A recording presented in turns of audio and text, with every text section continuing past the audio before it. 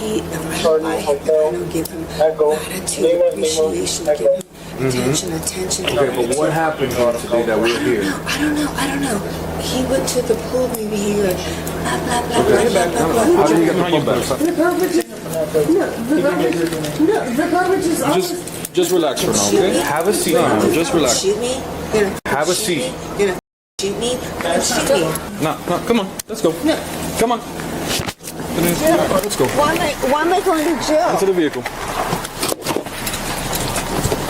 Feet in. Why am I going to jail? I'll explain to you now, okay? Today, we're witnessing a textbook Karen moment, but this one goes far beyond the usual meltdown.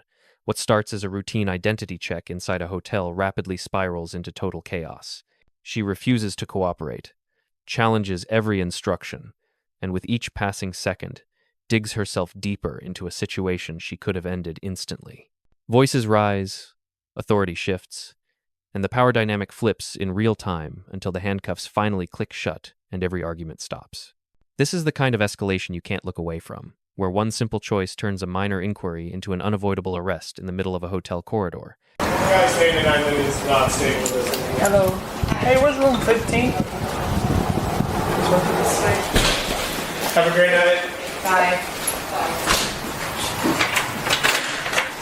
Yeah, this lady says she's got warrants and all kinds of shit. They've been off since they got. Yeah.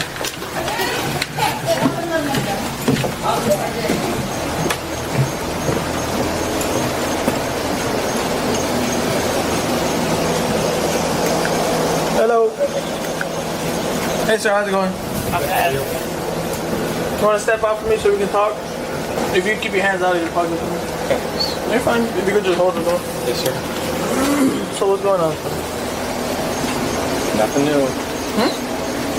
Nothing? Nothing. I'm not here for no reason either. Okay. Go ask her. I'll talk to her after I speak with you. I have to talk to both parties. Oh, you don't want to follow up? Oh, okay. So what happened? I mean, my head is hurting. So Yeah? You need medical attention? Right here, you can feel it right here. You want me to call meds so they can check you I out? thought it was bleeding, but it's not. It's not. But still, you want me to call meds or no? You can look. I can feel my head. I'm not going to say it, but I'm saying, are you okay or do you need meds? It hurts. Yeah. It just hurts. So, Do you want me to roll meds to check you out or are it's you not okay? bleeding. It's not bleeding. It's not bleeding like normal. All right, so- Stab here. That's a stab. Where? That's a stab. Or this? That? A stab here. Like now or before? Oh. Alright, so what happened? What happened tonight? Waiting for my wife to come home. She came home and she just started pounding me. So, as usual. So this is not the first time it's happened? Okay. You guys married? Did your girlfriend married? You guys have kids together or no? No? How long you guys been married for? Married in 4/27/13. So about almost 10 years? And then remarried in August of 21. You guys live together now or? We do. Yes. So wait, she was already in the room when you got here? I was here by myself. When she came in? Yes. And what happened then after she came in? Staring me in the face again. So I'm right here. I have video of it if you want to see it. Yeah, I'll get it right now. I'm just waiting for my partner also to get it.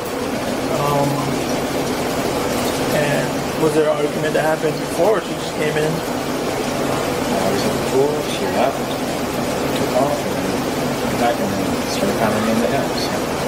With what? With an object? With her hand? Or with her hand? Okay. Did you hit her back or did you just walk? Okay. Do you have ID on you or? I do, of course, yes.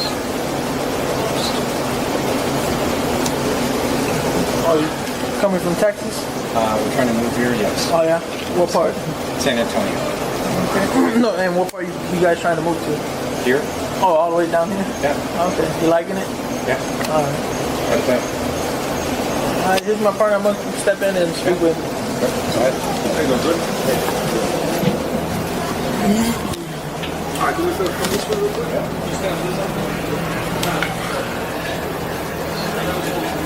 Hey, ma'am. Ma'am. Ma'am.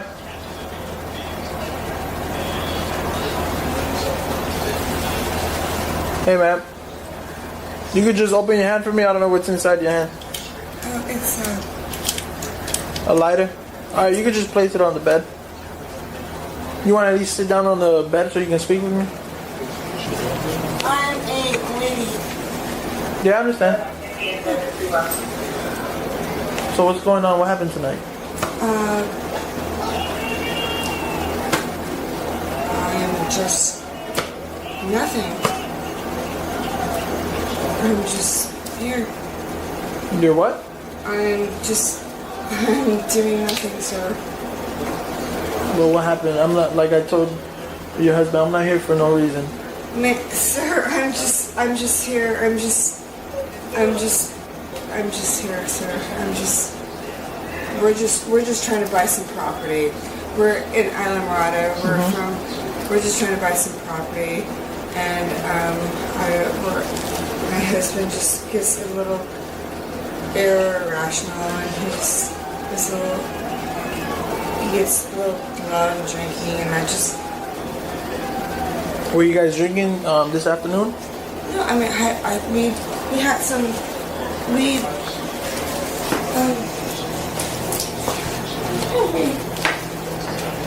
We have some beers and wine. That's all we have, beers and wine, but we don't do nothing else. So that's it. Did you guys argue today? No, I mean, he just works, and I work and whatnot, and I'm a retired doctor. He works in How long have you guys been married? 15 years. 15 years? Yeah. You guys have any kids together or no? No. I'm a retired doctor, so yeah. I'm So just. what happened to the TV? I was doing yoga. Hold on, just give me a second. I was just doing that. I have one by Texas DL. I was doing that. I did that. And Yeah?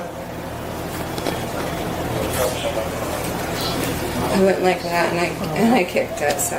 Okay. and I do yoga, so I accidentally kicked this. So. Yeah. Alright. I do a lot of. I'm a hippie dippy yoga chick, so I do a lot of yoga things. You can see my yoga. Okay, so what happened between you guys tonight? Nothing. Nothing? Nothing. Nothing? Were you guys arguing? Because you said he became irrational, or? Sir, I don't know what. Why don't you ask Rachel or Lady? Well, I'm speaking to you guys first, then I'll speak to other people. Sir, I did nothing. I was just sleeping. You were sleeping all day? Sir, I walk, so I don't know what's going on. I do yoga, spiritual things, so everybody out. Okay. So you guys didn't argue today? Sir, I do a lot of yoga, walking things. I do spiritual stuff. So. Did you and your husband argue today? No. No? I've been walking all day, sir. Okay. So that's all you're going to tell me? Sir, look at my room. I mean, my space is spiritual. Okay. If I can just see your hands.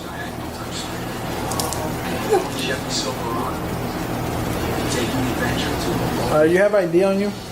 My ID is no, I don't have my ID. You don't carry an ID? My ID is at my I don't have any ID on me right now. No, it's at my friend's house. No. Here's the moment everything changes.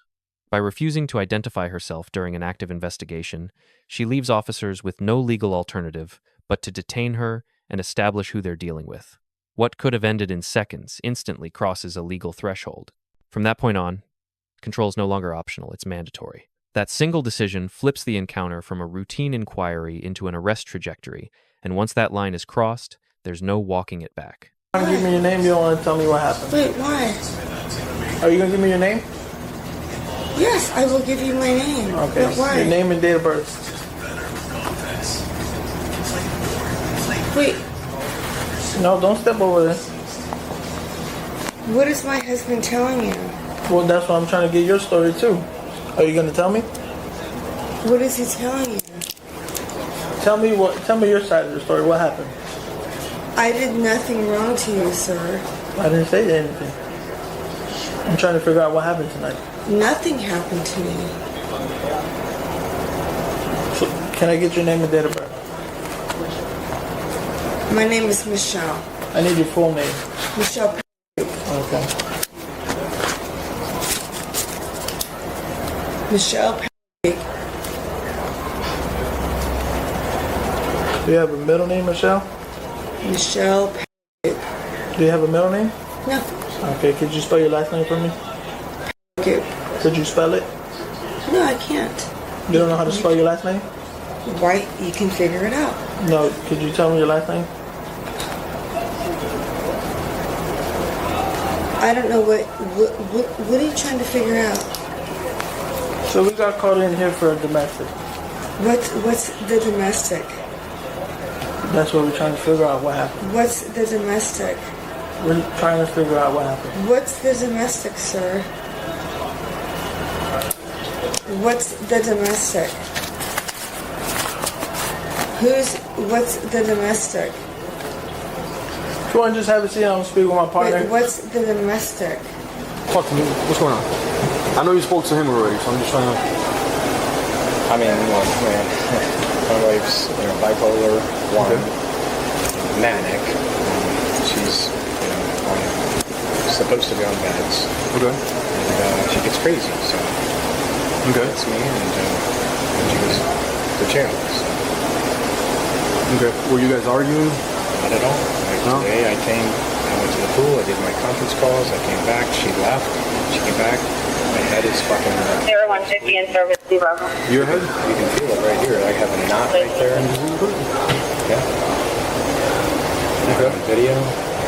She broke the TV, she broke my computer, she broke my phone. Okay. Here's my phone, and my phone, just can't open my phone now. With the head, how did it happen? She hit me in the head. With what? With her hands? Yeah. So like a punch, a slap? What hand was she facing you this way? Yes, sir. What hand she hit you with? Right hand. With the right hand? Yes, sir. So she kind of just went like this to you? Yeah. Gotcha. Several times. Okay. But here's my phone, And then what she did to the phone? It was just several days ago. I can't even open it. It's broken. The TV is broken. Okay. Her phone is broken. My computer, if you can see, is broken too. If I look at my computer in my back, she broke that too. She stepped on it. Her footprints were on it. Okay. How long you guys been together?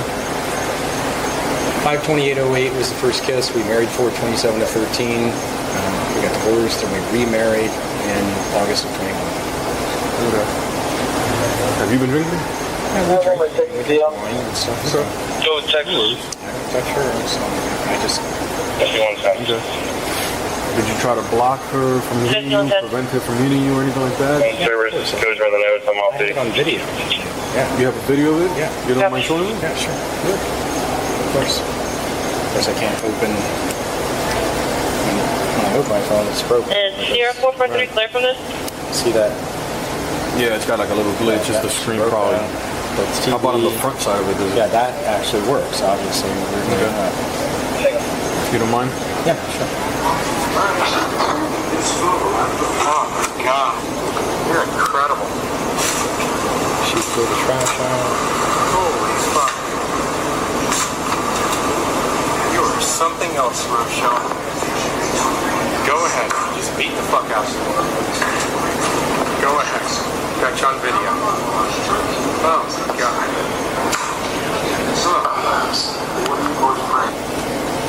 No more. You're really what? Ass left? You're putting your ass? Rochelle, go to sleep, please. Go to sleep.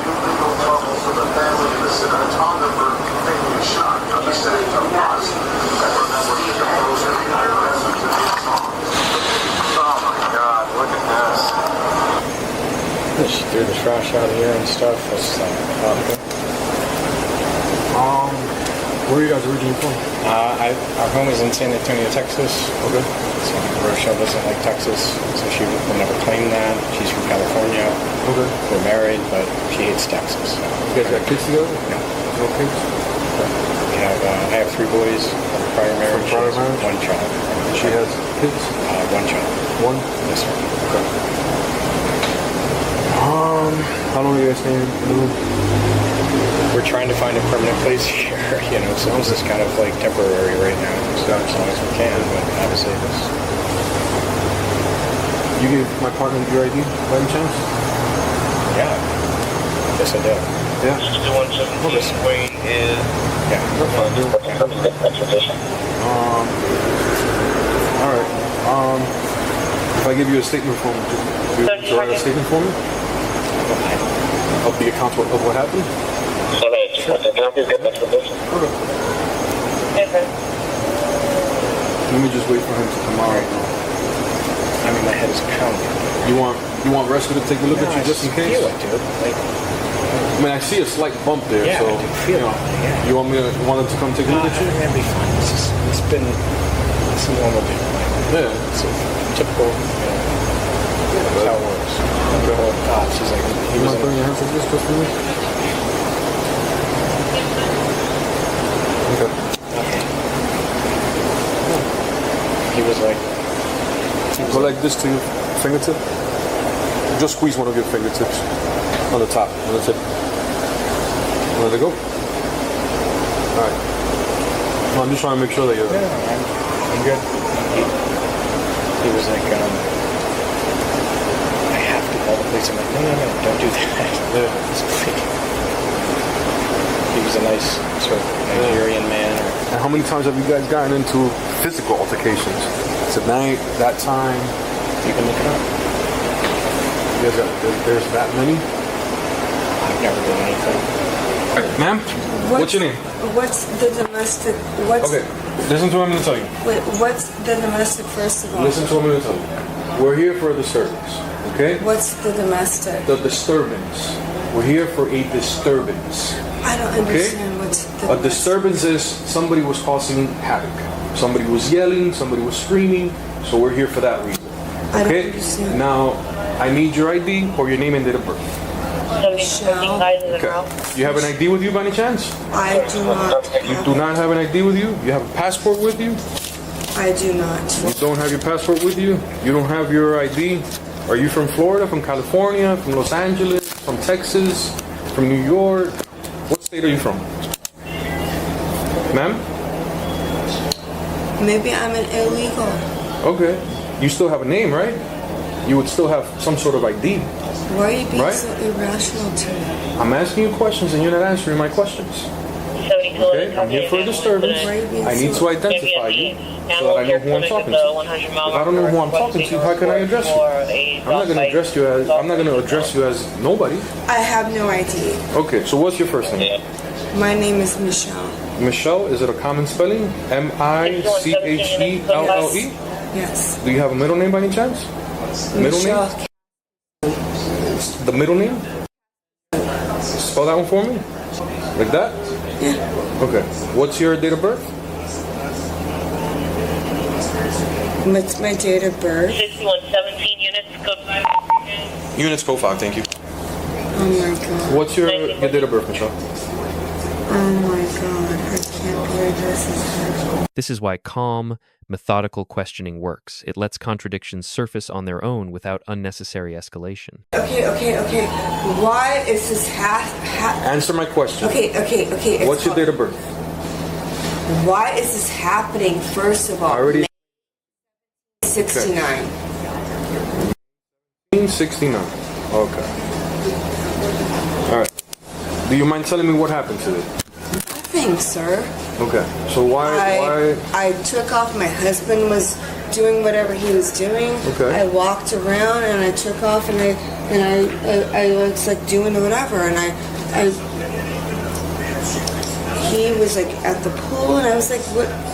He's like weird. He's a narcissist, and if I don't pay him attention, if I don't like paw him, I Just give him move love. back for me. Just okay, move I'm back for sorry. me. No. if I don't like love him, love him, love him. Traffic, Florida 49th Street. Give him attention. Turn this up for me, please. Appreciate it. 673-4, Victor Golf, 673-4, PG on black. If I don't give him attention all the time, love him. Okay. I don't like giving lovey. Oh, if I don't lovey. If I don't lovey. Like, oh, if I don't pee, it's like, if I don't, honey, if I don't pee. Okay, but do you mind explaining to me what happened? What happened today? I went to, he's a big fucking,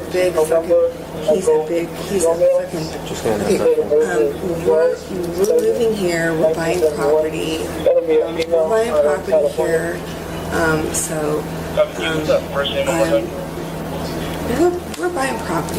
Okay. I don't give him gratitude, appreciation, give him attention. Okay, but what happened here today that we're here? I don't know. He went to the pool, maybe he like, blah. How did he get the bump on the side of his head? Maybe he like hit his head. How he hit his head? Maybe he fell on the ground. I don't know, sir. I don't know. Okay. I honestly Have you been arguing today? No, I was sleeping, sir. I honestly don't know. Honestly, I don't know. Do me a favor, put your hands like this. Let me see something real quick. Why is your knuckle red? My knuckles aren't red. Look. See that knuckle right there? See how it is? No, my knuckles aren't red. Look at this. How did you get those there? My knuckles aren't red, sir. My knuckles aren't red. Okay. My knuckles aren't red. That knuckle is red. No, my knuckles and aren't you have some marks there. These knuckles aren't red. No, these knuckles aren't red. Okay. These knuckles aren't red. These knuckles aren't red. These knuckles aren't. You know what? These knuckles aren't red. You know what? These knuckles aren't red. These knuckles aren't red. So tell me what happened here today. I was. Okay. How did the garbage end up outside the door? The garbage is. No, the garbage spread out outside the door. The garbage. No. The garbage is always. Do me a favor. Put your hands behind your back. Put your hands behind your back. No. Put your hands behind your back. The garbage is. The garbage is always. Just relax for now, okay? No. Just relax for now. The garbage is always outside. The garbage is always outside. You just provided me with your false name, okay? You gave me a wrong name. That's a crime, okay? All right. Now do me a favor. How about a seat here? Have a seat there. The garbage is always outside. Have a seat there. Sit down. The There you go. garbage is All always right. outside. Explain to me what happened. The garbage is always outside. Explain to me what happened here today. The garbage is always outside. Okay. We're past that point. What happened in this room here today? The garbage is always outside. The garbage is always outside. I don't know what you're looking at, sir. Okay. How long have you been with your husband? 15 years, sir. 15 years. Yeah. Okay. Have you guys had any domestic issues in the past? You know what? I don't know what you're looking at, okay? Ma'am? I will find my... What's your actual name? You know what? I'm gonna find my attorney. Okay, what's your actual name? You know what? Whatever. You don't want to answer any questions? You know what? Where's my husband right now? Okay, I'm asking you some questions. I'm asking you, Do you want to answer my questions? You know what? I'm gonna ask you, where's my husband right now? Your husband right now, it's irrelevant where your husband is at right now. Oh, well... Okay? Because I'm asking you certain questions. She's not gonna talk. He told me he was at the pool doing meetings, and she left. He came back, showered. Have a seat. Oh, what are you gonna do? Fucking have kill me? a seat. What are you gonna do? Fucking kill me? Ma'am, have a seat. What are you gonna do? Fucking kill me? Have a seat, ma'am. You're gonna fucking shoot me? Have a seat, ma'am. What are you gonna do? Fucking shoot me? You're gonna fucking have a shoot seat. Me? You're gonna fucking shoot me? Fucking shoot me. Then fucking... Come on. No, come on. Let's go. No. Come on. Oh, let's go. My car or your car? Oh, mine Yours is in the front? You put it over here. Keep going.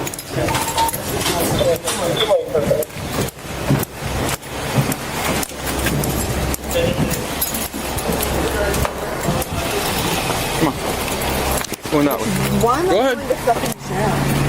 Why am I going to fucking jail? Why am I going to jail? Why am I going to jail?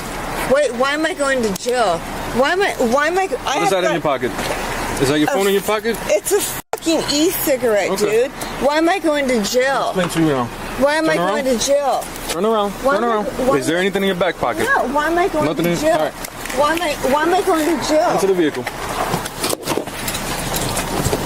Feet in. Why am I going to I'll jail? explain to you now. Okay?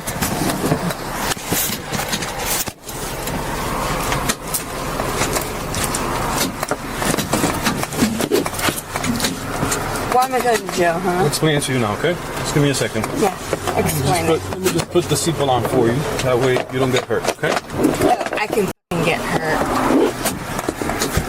I don't need that, please.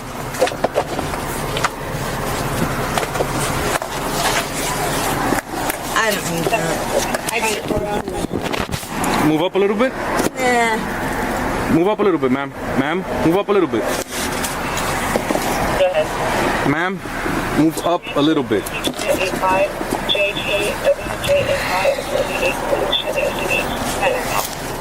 Can you move up a little bit, ma'am, please? Thank you.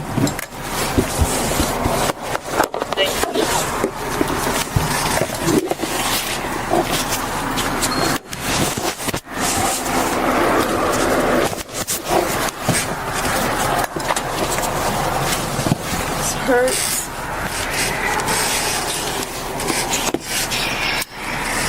Why am I going to jail? For domestic battery, ma'am. Domestic battery? Yes, ma'am. And for providing you false information. What did I You do? didn't give me your name. You gave me somebody else's name. Domestic battery? Yes, ma'am. What did I do to him? Oh, domestic battery? Yes, ma'am. What did I do to him? Domestic battery? Just lean back. Domestic Lean back. There you go. Domestic battery? Yes, ma'am. Picture yourself checking into a quiet hotel for the night. The hallway is carpeted, the doors are shut, the air is still. Nothing about this place suggests danger. No sirens, no crowds, no urgency. It is the kind of space where problems are supposed to dissolve, not begin. Now picture that calm shattering without warning, a raised voice. A claim that makes no sense. A sudden fixation on identity, who you are, what you're called, whether you have to say anything at all. In this moment, someone insists that words alone are armor, that refusing to answer is protection, that repeating the same question louder somehow restores control. Within seconds, the situation jumps tracks.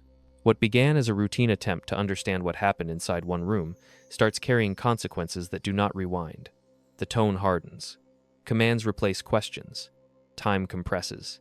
A space meant for rest becomes a holding area, and the idea of just explaining things quietly disappears.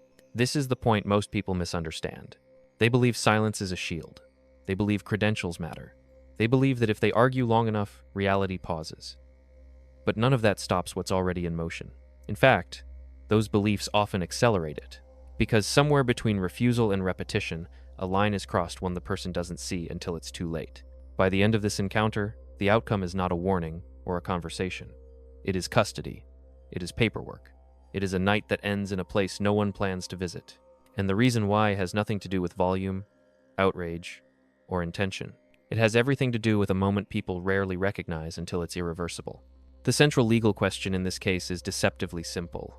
When does a conversation stop being voluntary? And at what point does refusal transform an interaction into lawful detention and then into arrest? Most people believe there is a clean switch.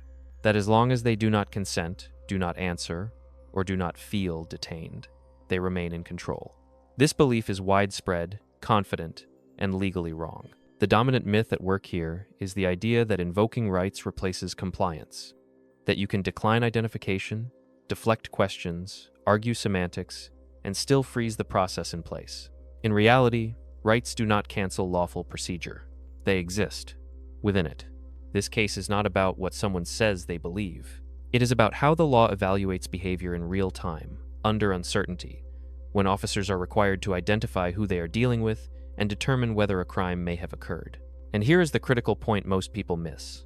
The moment identity becomes necessary to complete an investigation, refusal does not preserve freedom. it reshapes the legal terrain. By the end of this video, you will understand why the thing she believed would protect her silence, deflection, and insistence on control is exactly what made arrest inevitable. Here is the compressed version of what matters. Stripped of noise. The setting is a hotel room during an extended stay. Management reports a disturbance, raised voices, erratic behavior, and concern that a domestic incident may be unfolding behind a closed door. That single fact frames everything that follows. Once a possible domestic situation is in play, the response is no longer optional or casual. It carries a mandatory duty to assess safety, identify the parties involved, and determine whether probable cause exists.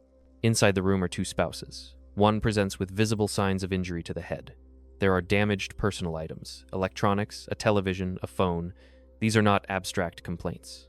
They are tangible indicators that force an investigation forward. At this point, the goal is narrow and procedural. Establish identities, separate accounts, and stabilize the scene. One spouse answers directly, the other does not. Instead of a coherent timeline, responses fragment. Names are partial or withheld, dates of birth are avoided, contradicted, or delayed. Basic identification, normally a brief formality, never settles. Each attempt to clarify resets the conversation back to zero. This matters more than most people realize. In domestic investigations, uncertainty itself is a risk factor. When answers do not stabilize, officers cannot simply leave it alone. The law requires them to resolve identity and assess whether violence occurred, especially when physical injury and property damage are present. As the questioning continues, additional details accumulate.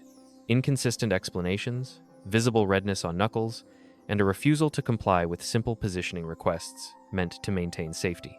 None of these actions, standing alone, guarantee arrest. But together, they form a pattern. A disturbance becomes a domestic inquiry. A domestic inquiry requires identification. Identification fails. And when that failure persists, the interaction begins to shift from voluntary cooperation into lawful detention, not because of attitude, but because the investigation cannot legally move forward without control. That is the compressed path to the pivot. Everything changes here. Up to this point, the interaction still exists in a narrow window of possibility. The questions are investigative. The tone, while firm, remains corrective rather than coercive. There is still a path back to de-escalation. That path closes the moment lawful control is refused. At the precise point where identification has failed repeatedly, where answers remain unstable, and where physical indicators suggest a domestic battery may have occurred, officers are no longer evaluating a hypothetical. They are managing a risk. The legal dynamic shifts from information gathering to scene control. The key moment is not the argument. It is not the emotion. It is not the belief that one is being treated unfairly. It is the refusal to comply with a lawful detention step after that detention has already been justified. The moment repeated commands to reposition and submit to temporary control are ignored, the law treats the situation differently. What was once voluntary becomes compulsory. What was once conversational becomes custodial. From that instant forward, the outcome is no longer negotiable through words. This is where many people miscalculate. They assume compliance is optional until handcuffs appear. In reality, handcuffs appear because compliance has already failed. The law does not wait for agreement once probable cause and officer safety converge. The moment control is resisted, the legal status changes completely. At that point, the investigation does not need persuasion to continue. It needs completion. And from there, every next step follows automatically. To understand why this outcome becomes unavoidable, the law has to be unpacked in the correct order. Not emotionally, not narratively, procedurally. Start with the myth. The common belief is that refusing to answer questions is the same as asserting a right. That silence, deflection, or repetition can suspend an investigation until a lawyer appears. This belief collapses the moment an officer is legally required to establish identity and assess a reported act of violence.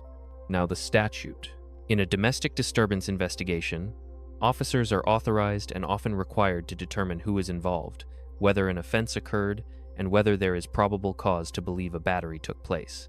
When physical injury is visible, when property damage is documented, and when accounts conflict, the threshold for further action is not high, it is practical. This is where probable cause enters. Probable cause does not mean certainty. It means that, based on observable facts, a reasonable officer could believe a crime may have occurred. A visible head injury, damaged electronics, and a consistent account from one party can satisfy that threshold. At that point, the investigation must continue to completion. This is where X becomes Y. What began as a disturbance inquiry becomes a domestic battery investigation once those indicators align. Next comes the identification requirement. To proceed lawfully, officers must know who they are dealing with. Identification is not a courtesy in this context. It is a necessity. Refusing to provide a name, giving incomplete information, or providing information that cannot be verified does not preserve neutrality. It creates obstruction. This is where X becomes Y again. Refusal stops being passive and starts becoming conduct. Speech versus conduct matters here. Saying, "I don't want to talk," is speech. Repeatedly preventing identification during a lawful detention is conduct. The law protects the first. It regulates the second. Now, consider control. Once detention is justified, officers may issue commands designed to maintain safety and complete the process. These commands are evaluated under the objectively reasonable standard. The question is not whether the person feels controlled. It is whether a reasonable officer would believe control is necessary under the circumstances. Here, repeated noncompliance changes the equation. This is where X becomes Y. Failure to follow lawful commands during detention transforms a temporary hold into physical restraint, not as punishment, but as a tool to finish what the law already requires. Now, the charge escalation. Domestic battery is a distinct offense. It does not require severe injury. It requires unwanted physical contact between qualifying parties. Visible injury supports it. So does corroborated damage consistent with an altercation. Providing false information is separate. Giving an incorrect name, refusing to clarify identity, or intentionally misleading during an active investigation constitutes a new legal problem. It is not absorbed into the original issue, it stacks. This is where X becomes Y one more time. A single investigation becomes multiple violations because each refusal creates a new legal threshold. Finally, explanation versus justification. Explaining behavior after the fact does not undo the conduct that triggered detention. The law evaluates actions in sequence, not intent in hindsight. By the time explanations arrive, the legal conditions have already been met. This is the core value of the case. Arrest here is not a reaction to attitude. It is the cumulative result of statutory thresholds being crossed one by one without reversal. At this stage, most viewers begin reaching for familiar explanations.